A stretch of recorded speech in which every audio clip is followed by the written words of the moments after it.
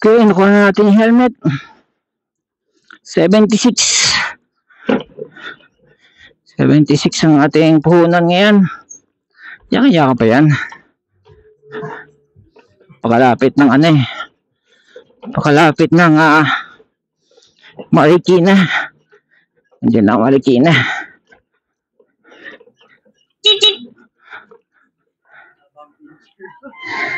Saan yung sound effect? Namatay yung sound effect. Yung sound effect, yung nagsasalita na, wala na. Ayun na.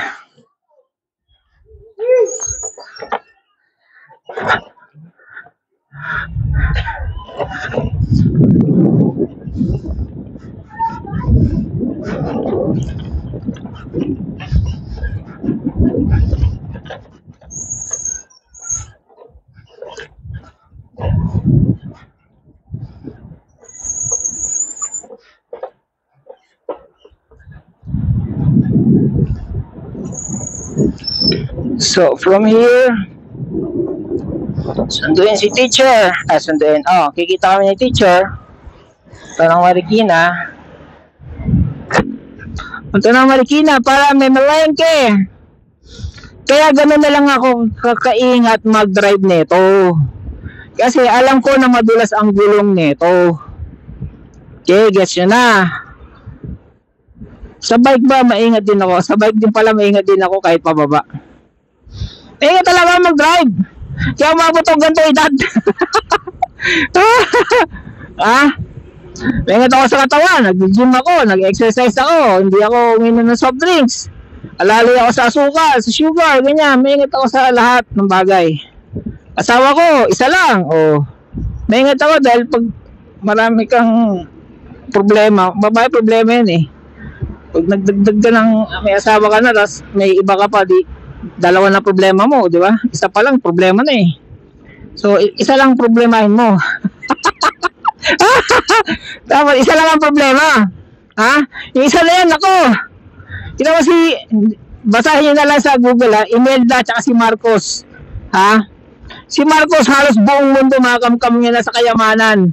Pero si Imelda, nasatisfy niya ba? Napasaya niya ba? Hindi. Kulang pa yung libu-libong ilan yung sapatos ni Imelda? 10,000? Kulang pa yun. At hindi yun ordinaryong sapatos Signature shoes yun Iba-ibang bansa yun. Masaya ba si Imelda? Hindi. Kulang pa yun. So, isang babae lang, isang problema lang. Kaya siguro namatay si Marcos kulangan si Imelda dun sa sapatos na niregalo niya. Hindi, may position si Imelda, Ministry of Public Works and Highway. So may sarili din siyang diskarte sa buhay, di ba? Pero yung kanyang lifestyle, may kukwento ko sa inyo Atin lang to Tali na naman na nanonood ng YouTube ko eh. Ito, lang to, kwentong barbero lang naman to. Pero kung iisipin mo, pwede, di ba? Ito, according sa kwentong barbero, ganito. Wala pang internet nun eh. Nung may ay putya sa Jari. Saan pa nasagap to? Matagal na to eh. Wala pang internet to eh. Mamaya ko na sabihin kung saan ko nasagap to pag naalala ko Parang sa Diaryo lang yata eh. Blind kemi kung saan man. Anyways, ito yung kwento. Hindi sa tao lang nagkwento. Sige, tao lang nagkwento. Kaya kwentong barbero eh. Ito kwento. Gold, kulay pink, Pink ba? Pink na diamond. Okay, malaki. Diamond, kulay pink. Kasi diamond, itim, puti, di ba? Pag may iba pang kulay yan, rare, special na yan, di ba? Halimbawa, orange, kung ano man. Itong diamond na to, malaki. Itong diamante na to, malaki. Malaki, at unique yung kulay, okay? So, siya? Anong tawag sa ganon? Hindi naman priceless. May tawag sa ganon eh. Basta, mataas yung kanyang value kasi nga, malaking karat at unique. Okay, anyways, si Imelda daw, okay, as per my bubwet, as per dun sa nagkwento, umato ng party. Okay, syempre mga elite ganyan. Doon sa party na yan, mayroong magjowa, hindi kayamanan. Pero parang in-invite sila dun sa event na yon, because of their influence din siguro, kung ano man. Pero na-invite sila sa party na yon. And sa party na yun, alam niyo yung mga party ng mga elite, di ba? Paganda ng damit, sapatos, etc., jewelry, yan. So yung magjowa na yun, hindi naman sila kayamanan, pero yun ang meron sila. Suot ng babae yung pink na malaking diamond. Yun, kung parang reddish pink something, no? So special yung diamond na yun. Nakita ngayon ni Imelda, si Imelda may suot din. Na ngayon ni Imelda, parang natalo ngayon si Imelda. Talo si First Lady, parang napahiya kung ano man. Kasi never siyang, syempre First Lady siya, di ba? Parang ito kwentong barbero lang, tao lang nagkwento nito ah. Pero yung tao na to, marami talaga itong kinukwento na mga ganyan. So, yung yung tawag na ito, yung magjowa daw, after the party, nawala sila. Whether it's right after the party or days after the party, basta pagkatapos sila umati ng party, nawala sila. Mysterious, di ba?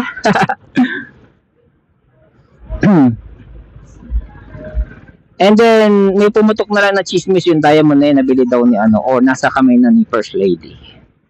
Chismis lang naman. Hindi naman niya pinakakalandakan na, meron akong ganito, kagaya to nung dalawa na etc. etc. Siyempre, di niya yan ifo-flaunt ng ganun-ganun na lang. Pero yung chismis lang na meron siyang possession o nasa kanyang possession na yung diamond nung magjowa na yun. Which is unique. Dahil unique yun sa magjowa na yun, bakit sila nawala na lang na parang bula? Di ba? Yun lang. Again, this is just kwentong barbero. Mahilig kayo magpagupit sa kanto. Yan mga masasagap nyo. That was in the 80s. Yung Marcos regime doon kami nakaranas yung mismong bangketa. Yan, nilalakaran, hindi nyo pala kita, no? Bangketa, may tawag kami dyan yung na yan, itong gilid na to, yan. Pinipinturahan yan. Yung mga eskwelahan, yung pader ng eskwelahan, pinipinturahan yan. Hindi naman boysen, ang gamit nila kalburo. Siguro tatagal lang yun ng mga 3 linggo. Matagal na 1 buwan. Yan, kalburo ang gamit nila. Pinipinturahan nila yan. Tapos yung asfalto, alaga yung highway. Alaga sa asfalto. At pag nag-asfalto, hindi ganito. Yung tingi-tingi, hindi. Ang asfalto niyan, kagaya dito sa Sumulong. Buo. Isang kaliwa, isang kanan. Buo. Kaya ngayon sa 20 years namin dito, 24 na pala, 24 years namin dito sa Antipolo. Never ako nakakita na nag-asfalto ng buo dito up until si Marcos Bongbong anak Junior ang naging presidente. Sabihin niyo ng addict yan, sabihin niyo na lahat. Hindi naman napatunayan ni Digong pero tsaka si Digong nagmamakaawa na rin, di ba?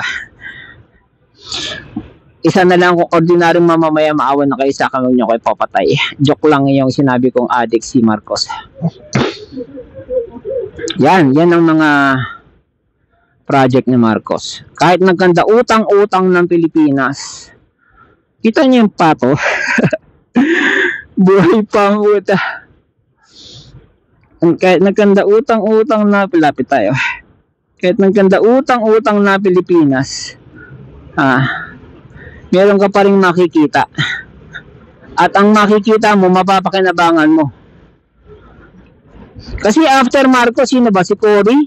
Si Cory doon na nagsimula yung laging nagbabrown out, sira-sira yung kalsada, ang putya. Yung ba kapalit ng freedom natin from tyranny? Ang puta. Thank you. Thank you. Oh, di ba ang galing niya? Good job. Thank you, sir. May na ako magkukwento. Ano yung pagmamanay ako?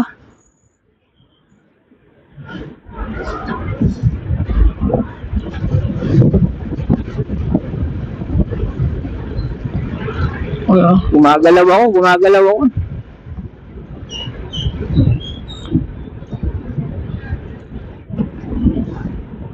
Alam niyo ba na ang box, yung box na ganon, yung yellow box sa intersection, hanggat hindi nag-go-go, bawal umapak doon. It should be cleared at all times. Para lang sa mga hindi nakakaalam, ha. And dahil sa law na yan, batas na yan, meron niyang kalakip na violation. Yan, katulad na itong umabante naman. Pero ganun, dapat yan cleared at all times. So kapag umapa ka dyan, parang ano yan, parang alam niyo sa basketball, yung sa whole court, pag nalaro kayo, may 3-second rule, parang ganun yan. Yan. Kaya kapag nangitlog ka dyan, oops, violation yan. So make sure na pag nagdadrive ka, huwag mo yung aapakan at huwag kang mangingitlog dyan. Hindi naman huwag apakan, pero huwag kang magtatagal dyan. Ganon, ha? Remember that, ha?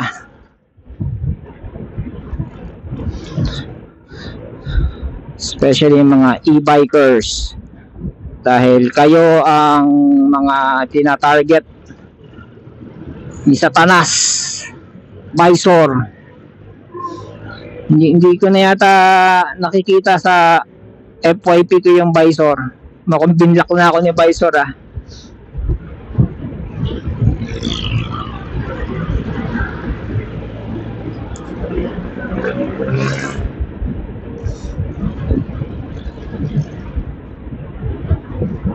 Time check, 4 o'clock. Anong oras ba ako sabi ko kanina kami? Kikita ni teacher, alas 3 ba yan?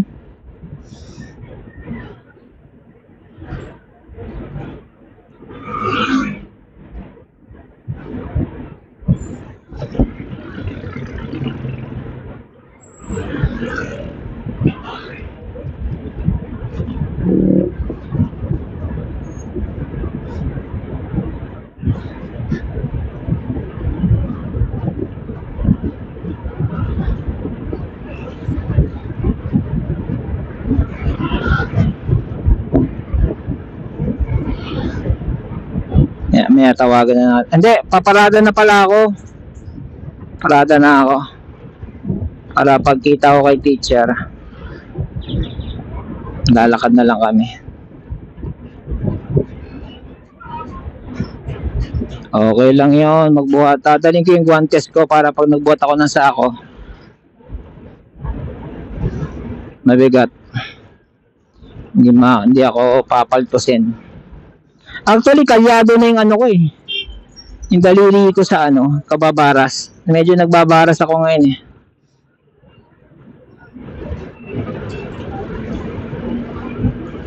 May mga kalyo na ako sa aking fingers.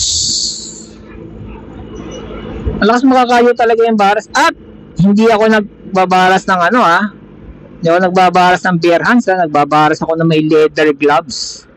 Itong pang motor ko. Ganyan ako magbaras, lagi may leather gloves. Kasi syempre, pag pinaltos ka at nanaknak yung mo, mga daliri mo, palad mo, ang hirap mag-drive niyan, lalo na sa preno. Kailangan yung paltos mo mga swabe lang. Ito na tayo. 75 volts. Umalis ako. Kung hindi ako umuwi nag-charge, kasi kanina 74 eh. 80 minus 5, 69 na lang sana ako ngayon. Kaya pa.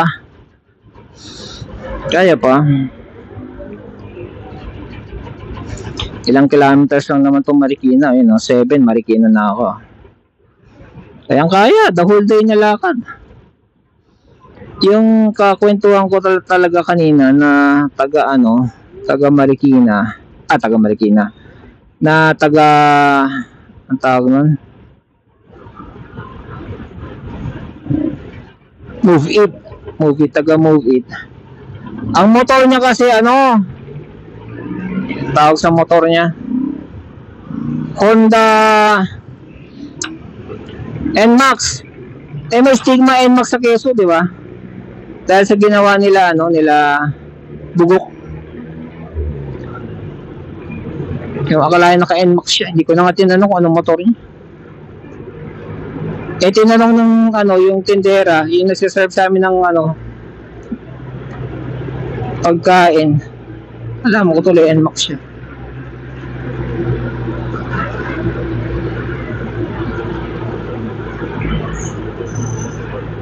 Sinichika ko nga lang siya habang kumakain Kami, actually ako kumakain ako patapos na. Chika ko lang siya, sabi ko, "Oy, ilan ang full tank niya?" Chika ko lang.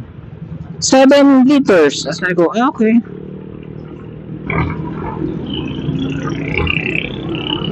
Tapos sinulit niya ito, nakaparada. Sabi niya, "Matuloy niya na drive ko na yan sabi niya.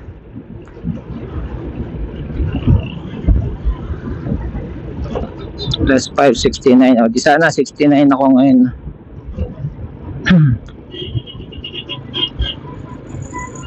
Parang kakaliwa na siguro ako dito.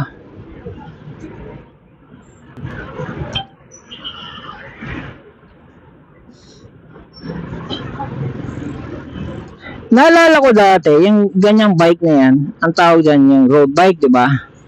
Di ba, manibela niyan, nakasubsub ka, nasa ilalim yung hawakan.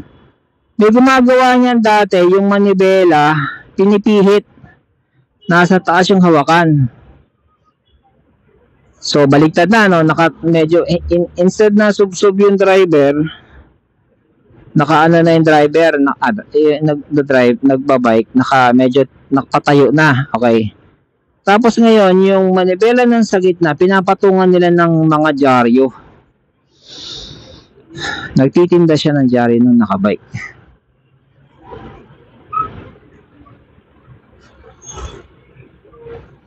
Tinda siya ng dyaryo nung nakabike. Tapos yung ano pa nun, walang preno.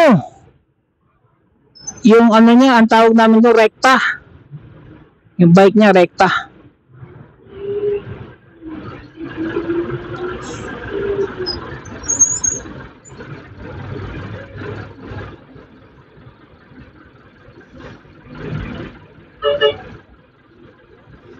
Tayo na, may bantay pala rito. Dulo.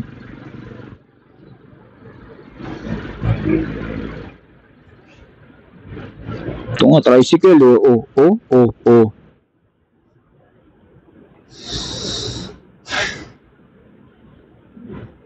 Laki ng ano